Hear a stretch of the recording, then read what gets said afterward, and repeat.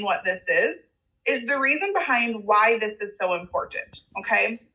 The assumptive approach is so important because in every conversation that we have, in every objection that we have, in every opportunity we are presented with, there are always two ways we can look at something. We can take what I refer to as the negative way, which isn't necessarily always negative, but I'm going to refer to it as that. And then there's the positive way, okay? We get to choose the reaction we have to every single situation. And the assumptive approach is about choosing the positive reaction. And one thing I really want to make sure you guys know about this is actually already woven into so many of our integrity scripts. But if you don't know what this assumptive approach is, you might not recognize that. You might not see the value that this has, which is why I want to make you aware of what the assumptive approach is. So we're going to start by understanding this. Okay. So I wrote on here the assumptive approach, which I kind of already said, but it's our power to assume the path positively that our conversations are going to take. And then what we're going to do is encourage that result through our positive words that we're using. Okay. So there is power in being able to assume the positive. And I want to share with you guys in two really simple examples of what this looks like. Okay. So on the bottom of my screen that you can see, I wrote, I need to cancel my appointment today. CAs, this is one you guys probably hear really often, right? You pick up that phone and they say, for whatever reason, they are not able to make their appointment today. So here is what the assumptive approach looks like. We should assume they can't make it today, but they want to make their appointment, right? So we are assuming. Now, I'm not telling you what we're going to do or how we're going to do it, but immediately our brain is saying they can't make it today, but this appointment is important. And they know it's important, and they want to make their appointment. Okay? Shelley, do you have anything you want to add to that one? This can be used in every single situation, and going in with the right mind frame will make a complete difference. So that's absolutely what we have to do. It's the first step. Yep. So the other one, and I like to include this one because I want to give you different perspectives. Okay. So you have somebody who is not a patient. Okay. I call them a shopper. You can see I use that example. And they are maybe shopping around. They're looking for where they want to go. They've maybe decided that the chiropractor is the right solution or maybe the next step for them. And a lot of times they're not even going to know maybe what question to ask. They don't know what a new patient appointment is. They don't even know to ask that. But at some point, they maybe ask the question, how much is an adjustment? Or what does an adjustment cost? Or, maybe a question about insurance, okay? What a lot of times we want to do is we want to answer the question we were asked. Which is, we coach a lot about that, right? We talk about asking the right questions so we can develop the right answer. But I want you guys to practice that assumptive approach, okay? So again, without telling you how we're going to answer, my thought is they're asking how much an adjustment is because they are thinking chiropractic, number one, is their next step, and two, they're wanting to make an appointment. Right? Nobody's saying, I don't want chiropractic, but I'm just going to call around and ask how much adjustments are, right? They're thinking, I want to get adjusted, and I'm maybe just shopping around and trying to find who's the cheapest or what takes my insurance, and again, I'm going to teach you how to answer that, but the assumptive approach is they're asking me this question because they need chiropractic, okay? So just like Shelley said, mindset is the first and really one of the most important things when it comes to how we communicate with patients, potential patients, when we're out at screening, any position, we have to be assuming the positive step that this conversation is going to take. All right? So what do? We know now how to assume the positive. So I'm going to flip down here to my next page of making an impact. So the second step is, okay, I've assumed they want to reschedule. I've assumed they want to become a patient. Now, how do I lead them to the best result for them? Okay. So I'm going to read here the second part that I've got. In this part, you have to understand your ability to lead the conversation. So again, remember I said we're trained to answer questions. I'm going to train you how you take the lead so they answer our questions. All right. So I don't want somebody else to tell you or to tell me what to do, but instead I want to take the lead in being able to navigate them to doing what is right and what is best. All right. So Shelly, anything you want to add to taking the lead quick before we dive into our examples? This is the most important part. And if you think about this and you're always taking the lead, you won't go wrong. It is the most important step in what we're doing. So you're going to be in control. And so taking the lead means controlling the talk. Yep. And you guys were at the conference. I presented on confidence. Was one of the things I talked about. And being able to take the lead is so powerful because it will demonstrate your confidence. It will demonstrate your knowledge. It will demonstrate, and it really even builds strong trust in having that conversation, because people want to be told, especially in a lot of different cases, they don't maybe know how to assume the positive. So the first thing is we're assuming the positive. We're assuming that assumptive approach. What is the right thing for them? You have to know that. And we're going to be, and through practice, you'll get quick at that and you'll know the different situations. And again, if you just ask, what is the best thing in this situation for them? It's to get rescheduled. It's to make that visit. It's to get them AMS. It's to get them back on the schedule, whatever it might be. What is the positive thing we're doing? Okay. Now we're going to lead them. Okay. So I need to cancel my appointment today. That's maybe what, they're going to reference. And again, I'm going to give you the building skill set on our next slide, but then it's our ability to say, okay, I know they need to reschedule that. So I'm going to lead them to doing that. Okay. And leading that might look like, they need to cancel because they're sick, let's say, whatever it is. It's like, oh, Sally, I'm so sorry to hear you're not feeling well. I know how important chiropractic adjustments are, right? I'm going to respond to them. I know how important these adjustments are in helping your body feel better. So here's what we're going to do. I'm leading them to the action I want them to take. I want to get you back on the schedule. Let's put you down for 2 days. If you're not feeling better, of course, you can give our office a call, but I know how important this adjustment is for you. I have taken the lead. I did not ask, would you like to reschedule this? I did not say, when would you like to reschedule this? I took the lead. They wanted to cancel. They called the office. It is safe to assume they want to reschedule. And then I led them into what I know they need. Okay. And I think if you guys have questions on this, I know I can't look at a bunch, but there is a chat that you're more than happy. You can put some questions in if you've got something on there. I'll see if I can get it opened up here for us. Okay. The second example, how much is an adjustment? Again, we've established that's the question. What I'm assuming is they're calling and asking that because they want an appointment.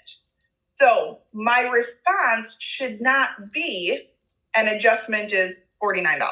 Okay. And then we pause and then they say, okay, how, and then they're maybe kind of directing that conversation. I want you to flip it. I want you to lead that conversation. Sally, great question. An adjustment is, and you might even lead, an adjustment is $49, but I'd love to hear more about what's going on with you. What are you experiencing that you're needing to be seen for? I have just taken the lead of that conversation because now they are going to want to answer the question that I've just asked. Oh, man, I have been having headaches and I just can't find anything to shake them. Well, let me tell you, you have called the best place in town. And do you see now again how I can give them confidence through those responses because I have taken the lead. All right. So I'm going to ask Shelly, do you want to add anything before we go into the actual 3 steps or how we can do that? Remember, you are controlling it here. You are in control. You are the leader. You're getting them to go where you want to go. Ultimately, you're always wanting to get them scheduled. That's always where you're going. That's your end result. Knowing that in the very beginning is going to help you every single time. Okay, very good. So let's go to our next slide that we've got here for you guys. Our skills development slide. So here's what's so cool about this. Once we know how to assume the positive and we've established we want to take the lead, which again, I want to just re-emphasize to you guys, those two things are already built into so many of our integrity scripts. And I want you to now reflect and realize, like, oh, that's why the script says X, Y, Z. Oh, that's why it says this or that. It's because we are helping you to apply those concepts. But what I want to tell you in growing your skills and developing yourselves and your positions and your roles is when you can understand this concept, it becomes second nature to apply it. Okay. And so you don't, at first you'll think about it a little bit more, or, you might have that phone call and hang up and you're like, oh, I don't think that was right. Well, self-reflect. What could I have said differently? And apply it, because this is a skill that you'll develop, but it is something that is so invaluable to you that it makes a huge impact, again, in your confidence and your ability to impact your patients or your potential patients. Okay. So we break this down into 3 steps. And this works, again, in like any and all situations, no matter your position. This works when we look at procedures, and this works when we look at like objections. And I have on the next slide a couple of those I'll share as well. But the 3 steps that we have are acknowledge, respond, and pivot. And I'm going to show you how we can apply this. Again, I want to use the same examples we've been looking at. So I need to cancel my appointment. So immediately I've identified the positive approaches, the assumptive approaches. I want to get them rescheduled. So they say they need to cancel their appointment because they're feeling well. My first step is to acknowledge them. Sally, I'm so sorry to hear that you aren't feeling well. I'm acknowledging what they're saying. Okay, I hear you. Now I'm going to respond to them. Now, again, because I know how important the adjustment is to your treatment plan and actually helping to overcome sickness, here is what we're going to do. So I responded to them. Okay, I understand. I acknowledge you don't feel bad. My response is, but I know how important this adjustment is for you. And now I'm going to pivot. So here's what we're going to do. I want to get you down for in a couple of days. I assume you'll be feeling better by then. But if not, we can always adjust as needed. Let's move you to the same time on Thursday. How does that sound? Right? Like I can assume if 3 o'clock worked today, it probably works again Thursday. Okay, so I acknowledged what they said. I responded to them again in that positive manner because I know how important this is to your treatment plan. I know how important this is to your healing when you're not feeling well. And then we're pivoting, we're taking the lead. Here's what we are going to do. I didn't ask them what they wanted to do. I said, here is what we are going to do. Okay. Okay, guys, here's an action step for you. What are you going to do after you get off this call? I want you to have a stack of flashcards, just index cards by your phone. When someone asks you a question, I want you to handle it, but then I want you to write the question down on the flashcard. And you're going to practice acknowledge, respond, pivot. Even if you did a great job with that call, I still want you to go back and say, did I acknowledge? Did I respond? Did I pivot? Did I get them booked? Let's develop the flashcards, and then you'll be able to practice this skill every single time. Not hard. You can do this. Mm-hmm. Okay, I'm going to give you another example, and we're going to show how we apply this. How much is an adjustment? So again, they're not a patient. They're calling the office, and they're wondering, Sally, I'm so glad that you called our office. You must be experiencing something that you're needing to come in for an adjustment. Sometimes you might even ask why they're calling. What's going on? Oh, I'm experiencing headaches or back pain. Oh, Sally, I'm so sorry to hear that you're experiencing that. I am so glad that you called our office. In fact, our new patient appointment is only $39 or $40, whatever your fee is. And we have seen so many successes with conditions just like what you're telling me. And I would love to help get you scheduled for you to come in and be seen in our office. In fact, we can get you in as soon as tomorrow at 2 o'clock. I've acknowledged, hey, they called the office, right? I've asked them what they're experiencing. And then I responded, we can help you with that. And then I pivoted to, let's help get you scheduled. The other response is, you could answer the question, Sally, I'm so glad you called. Our adjustments are only $49, right? But I'm assuming you're calling and looking into that because something's going on. Tell me about what you've been experiencing. Okay. And again, I now took the lead of that conversation instead of putting it in their court. Okay. So I have a few more examples for you guys that I want to, that as a team manager, I hear all of the time, and I want to share those with you. But I do also want to open it up to you guys if there are examples or situations. And again, don't give me the random off the wall, this happened once in the last year, but if there are things you reoccurringly hear that you'd like to feel more confident in responding to, I would love to help take you guys through that in our Acknowledge, Respond, Pivot. And so I am going to, in the webinar chat, I think you guys can chat, but I'm going to hit hi. So if you don't, hopefully it pops up for you and you can see it. Or there is a Q&A section, and I want to make sure, let's see, and it says attendees can submit. So you could also submit in the Q&A, and I've got both of them up here on my screen. So I probably won't be able to get to them all, and we'll pick and choose maybe some of the more popular ones. But if you've got one you'd like us to use this. Carolyn, I'm hearing that the chat is disabled. The chat is disabled. So panelists can chat with everyone, attendees, hosts and panelists, everyone. Okay, I think I've enabled it. You guys can send Shelly and I your chat questions. So let me just see. Somebody just say hi for me. There we go, it's working. Okay. Okay, all right, I've got lots of highs. So if you've got something, you guys can submit that there and we'll kind of watch it. But I'm gonna give you some standard ones that we hear on our team calls. So our last slide here. So I've broken it up into two different sections for us. And I've got three looking at systems. And then I've got one on an objection. Okay. So we're going to acknowledge, respond, and pivot. Okay. Now, here's what's so cool about this approach, you guys, and I'm going to give it to you in these system ones, is I'm not actually responding necessarily to anything that they've said. Okay. As a team coach and being the beginning of the year, one of the things we have worked on with so many offices that has had such a powerful impact is our advanced multiple scheduling, okay? It allows our patients to prioritize their care, whether they're in the acute phase or they're in the wellness phase, and it puts that visit on the schedule. So I'm gonna give you first the wellness side because this one has been so relevant to so many offices, all right? So our patient hasn't even said anything. But I can tell you, if they have come in, I mean, even for 2 or 3 months, and that's all that they've come in and they're not advanced multiple scheduled, they have shown you that they value wellness.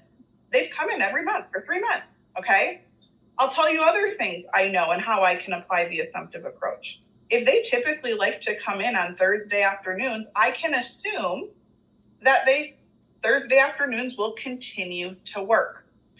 So here's what I would do. Patient is walking out from their visit that day. I'll say, hey, Sally, it is great to see you again today. Hey, I just want to say thank you for being such an awesome wellness patient, right? So I can acknowledge them. I'll say, as we've been working with our wellness patients, we know how important those wellness visits are. So we went ahead and reserved your favorite Thursday at 2 o'clock that you've loved for the rest of this year so you can prioritize that care. And then I might say, here's a list of those visits for you, but all I need to do today is to confirm your next visit. I don't have to confirm December 2023, you guys. We only have to confirm maybe what's coming up in March. But it was safe to assume they want to continue with wellness because they've already shown you that they value it. They come every month. And it was safe to assume that Thursdays at 2 o'clock works because that is what they have come for their last 3, 4, 5 visits. I don't have to ask them if they want to AMS out their wellness care. They have shown me that they want to. Okay. Shelley, you want to add anything to that one? Sorry, Carolyn, I was reading the chat, so. Oh, no worries. I see it lots. I've got some good ones that we can use. Okay. So you guys can use that same thing. So the acute care plan, again, we talk about this in our treatment, our AMSing video, but you guys do not need to reconfirm their commitment. Okay. And I'm going to kind of tie actually 2 of these together because they pop up a lot. The acute care AMSing with, I don't know my schedule, or I'm a nurse and I only get my schedule 2 weeks at a time, or I'm a truck driver, or whatever it might be. Here's the assumptive approach. Instead of saying, oh yeah, that makes sense, you don't know your visit, like you don't know if you can make it. Here's how I want to flip it to you guys. You don't know that they can't make it, right? So let's assume you can make it until we find out you can't, versus assuming you can't make it until we find out you can, and then you have to call us or I have to call you. Like, you've got to call us anyways. Call me and tell me you can't make it. Maybe I can save you a step, okay? So here's what we're going to do. They maybe say, I don't know my schedule. Hey, Sally, you know what? We have a lot of patients who are nurses. I'm acknowledging, and they've got various work schedules. Okay, now I'm going to respond. Because we know how important that treatment plan is in helping your headache, here is what we find to work best. We're going to still go ahead and schedule out that full treatment plan. And as your schedule comes out, we will make adjustments to any visits as needed. All right. And that's it. And now again, if you know, or, you were asking, so assuming that you don't work that day, or assuming that, your work schedule is whatever, what works best? Okay, do you want to come in before work, after work, or, on your days off? Does it work? Do you prefer to come in yet? You're just asking them the question. Assuming this works, what is going to work for you? Okay, or just give them a time. Assuming this works, can we plan on 3:00 on Thursday, or whatever it is? And then again, if it doesn't work, call me, versus having to call to schedule. Okay. All right, so we've got lots in here. Let me get a couple of these before I will, instead of touching on these, because a couple of these are good. Can we get a script for patients who are concerned about finances? This is a really common one. Okay, let's acknowledge, respond, pivot. Okay, Sally's calling me and saying, I need to cancel my visits because of finances. Sally, we absolutely understand, finances play an important role. However, I know that Dr. So-and-so would not want finances to get in the way of you receiving the care you need and deserve. So here's what we're going to do. I want you to come into your next visit, and I want you to talk with Dr. So-and-so and see what options we have for you. Because, Sally, I know that you're going to get great results. I mean, you've already had great results, and I don't want to lose the progress we've already made. So let's plan to keep you in on Thursday at 2:00, and you can talk with the doctor about what's next. You don't have to. Acknowledge your son. I'm acknowledging you have a financial concern. My response is, I know we wouldn't want that to get into the way of the care you need and deserve. So come into your next visit and let's talk about and see what options we can do for you. And then your doctor can look at those options that they have. Okay? And your office can look and discuss those options. All right? Your job at the front is to get them back in one more time. That's your job, is to get them back on the book. We will deal the rest of it when they're in the office. It's easier to do that than to do on the phone. So your objective, what are you wanting to do? Get them back one more time so you can talk to them in person.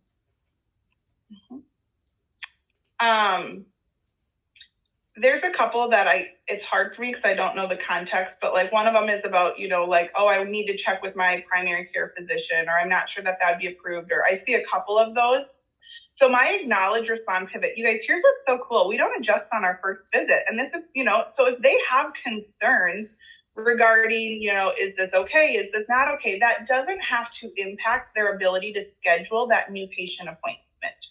So maybe they call and they say, maybe something with their back, and they say, I need to check with so-and-so. Okay, I'm not sure that would be permitted. Say, hey, absolutely, we've actually had a lot of patients, with similar conditions to you that had great results, but we totally understand you wanting to check. And in fact, our doctor is really great at checking with us. So here's what I want to do. I want to invite you in for that new patient appointment. And the cool part is we don't actually do any adjustments on that first visit because we want to do a thorough examination with you. And so you can bring up those concerns. We can get our doctor and your primary care physician into connection so we can put in the best plan of action for you in helping with that back pain. So let's do this. Let's go ahead and get that scheduled. In fact, I can get you down tomorrow at 2:00. So I'm acknowledging they've got this concern, but I don't want that to be a reason they don't come see our doctor and figure out. And in fact, our doctors have great relationships with different primary care physicians. Let's get them connected and find the best plan of action for you. So that would be a good, and then the pivot is now lead them to get them scheduled on the book. Okay. All All right. Hey, here's a great one, and I'm going to use this as our last one because I apologize. And you guys have some really good ones. So you can email myself, you can email Shelly, your team manager. But this is a great one. We have online scheduling, and they want to leave without an appointment because they say, I will just schedule on the app. Two things. One, we probably have to retrain them that they don't leave without an appointment, and we've got to work on our advanced multiple scheduling. Okay, so that's an indication we are not AMS'd out. So two things. One, we need to go back to the doctor and make sure that, they can give us a strong handoff that they're not AMS'd, okay, and work on that. But what I would do is, again, be really strong in leading them to schedule before. Don't ask them, would you like to schedule? And that might be where they say, I'm good. I'll just go on the app if I need to schedule. I would say, hey, Sally, we want to make sure we get you back in. It sounds like Dr. So-and-so wants to see you back in 1 month. Let's go ahead and get that scheduled here. How is same time? March 15th. We can do 3 o'clock. And you're just leading them right to that appointment. We are not asking them to get scheduled. Okay? All right. So we are right at our time. I want to be respectful of your guys' time. I'm going to stop sharing here real quick. I want to thank you guys for joining today. Again, we've jumped up since we started drastically. So I want to give you a couple of reminders. Next team talk is March 15th, 1:30 Central. So make sure to get plugged in on that. That one is exclusively for those on team manager. So if you've got questions, please reach out to your team manager coach. If you don't, you can reach out to me at CarolynW@IntegrityDoctors.com. Carolyn, also, since I know you were kind of diving off, I wanted to mention one thing on the question on the PCP, the primary care physician thing. So if you need to get off your call, you can. I just want to mention this because I know that one's used always as even like an attack on medicals against chiropractic or whatever. Remember this, not everybody, the majority of people don't talk to their primary care physician that often. It's not like you go to your primary and say, would you approve every doctor I ever go to?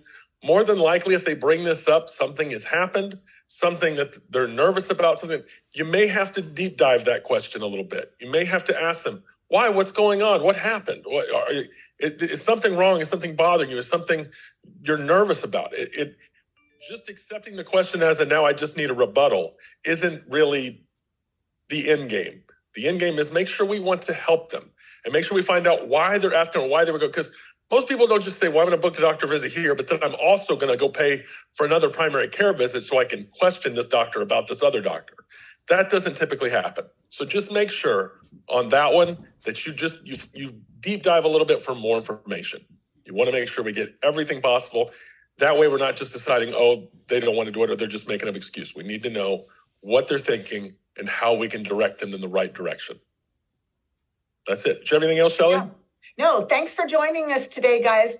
We'll answer some of these questions and get back to people. So it was a great way to start off the first call. And if you have any subjects you'd like to talk to us about, just let us know. Bye, guys.